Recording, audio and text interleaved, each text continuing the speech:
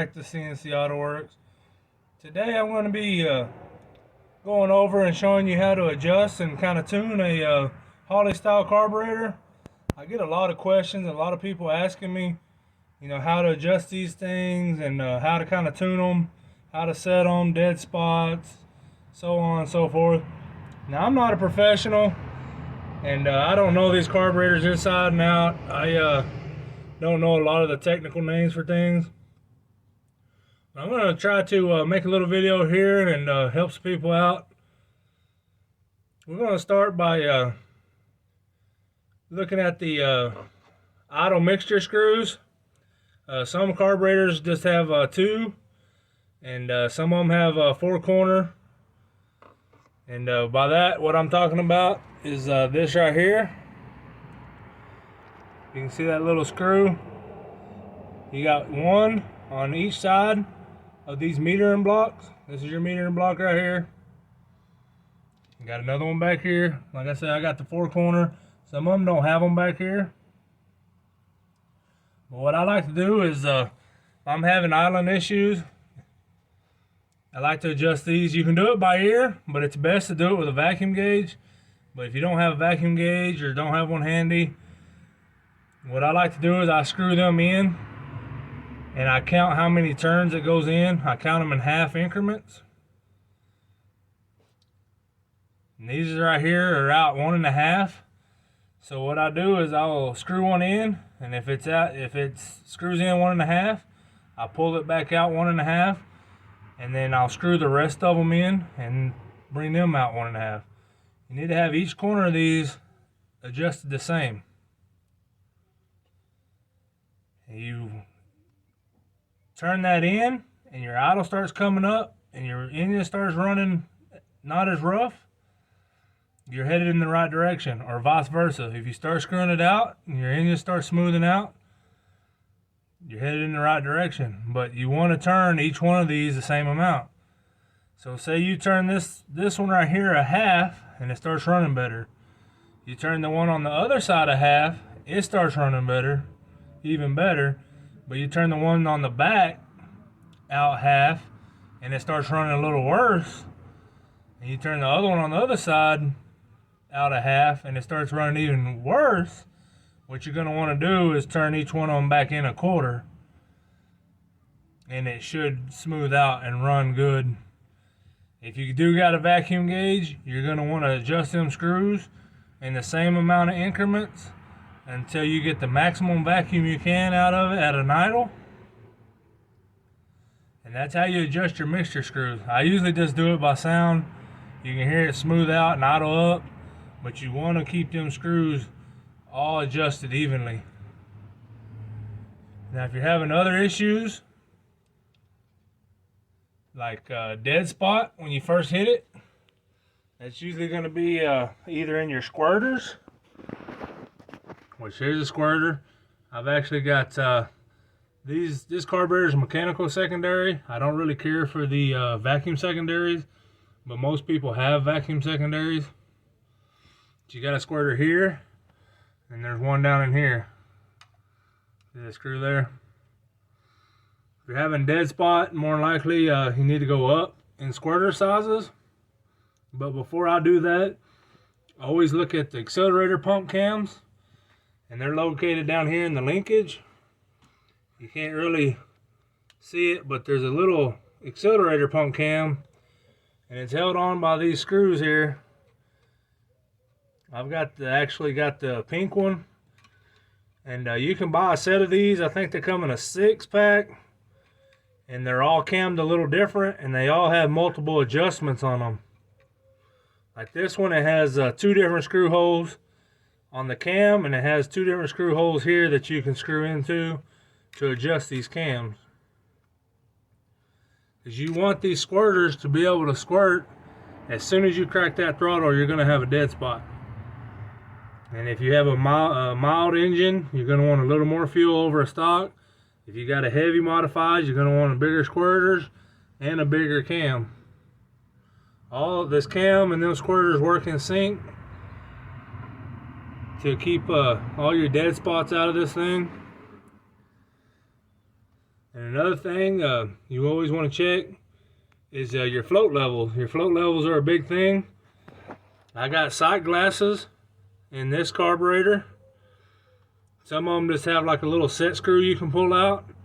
If yours has a set screw, you can actually pull that set screw out. And this nut up here, this nut and screw, is actually how you adjust your float. Some of these got center hung floats, some of them got side hung floats. But you want to adjust your float to where when you pull your set screw out, fuel just barely starts to trickle out of that set screw. Now if you got the sight glasses, I usually like to set mine to where the fuel level is right in the middle of the sight glass. And that's usually where I run mine and call it good. Now when you've got a carburetor like this, and you got a mildly modified engine, and you got a little cam or something like that, then you gotta start getting into these metering blocks. A lot of people have issues because they cam something. In these metering blocks, they got something called a power valve.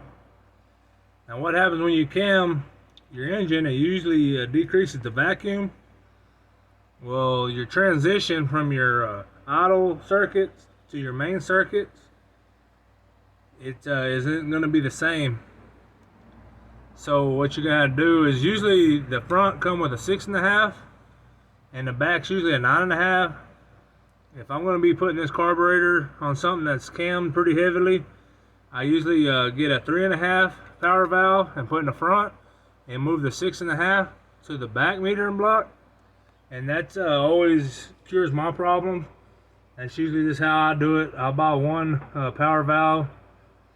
They do have kits that come with jets and everything else. Power valves just come with a whole assortment. But I haven't even bought one. The jetting from the factory is usually pretty close on some mild stuff. This particular carburetor is just a 650. This is the Summit Max Performance carburetor, but it's still just the Holley style. It's Holley, FST, the Brawler. I mean, they're all pretty much the same. Quick fuel. I used to always run Elbrock, but I kind of got out of them and went to these. I really didn't like these because basically back when I used to run them, I always had a fuel leak of some sort somewhere, and they're really kind of a pain. But these carburetors, even though it's old technology, they've still come a long ways. I haven't had one issue out of this one.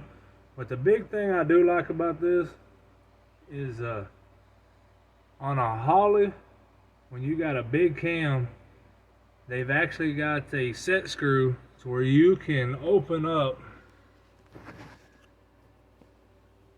the back barrels. I don't know if you can see there. There's a little set screw under this arm. You can screw from the bottom, and it opens up the back barrels to where you can leave your front butterflies in the idle slots where you need it, so this thing don't load up with fuel at an idle and flood itself out. Elbrock's really not like that. Most people, old hot rodders, they wind up drilling holes in the butterfly, which if you go way back in my videos, I've had to do that, and I've done it, and it's an old trick. Some people are scared to do it, but it does work. It cures the problem. It's by drilling them holes, it lets you have a higher idle, so you can actually idle your idle screw back down to where your butterflies are in better proportion with your idle slots. And this little set screw on a Holley, by opening them back barrels, it does the same thing. It'll let it idle higher and get more air through the back barrels, where you can idle the front down to where it sets in your idle slots just right. There's a measurement for the measurement on the butterfly to idle slots, but I don't know it. I've never really used it. I just kind of spitball all this stuff, and it usually works out. But that's pretty much all your main adjustments. I mean, you can get into these things and really do a lot of things. You can really get them tuned to the to the engine you want. You got your jets and everything, your power valves all in these metering blocks. To tune one of these carburetors, you need a AFR gauge. That makes it the easiest if you want to tune it completely. I usually just pull the plugs and read them. If the plugs look good, they're not too rich or too lean, that's usually how I go about tuning everything. I think that's going to be it for this video. I hope that this helps somebody kind of figure out what kind of issues they have and kind of teaches them how to tune a carburetor a little better. Like I say, if you get yourself a good vacuum gauge, it's a lot easier. And I also want to thank everybody for watching. Until next time, we'll catch you guys later.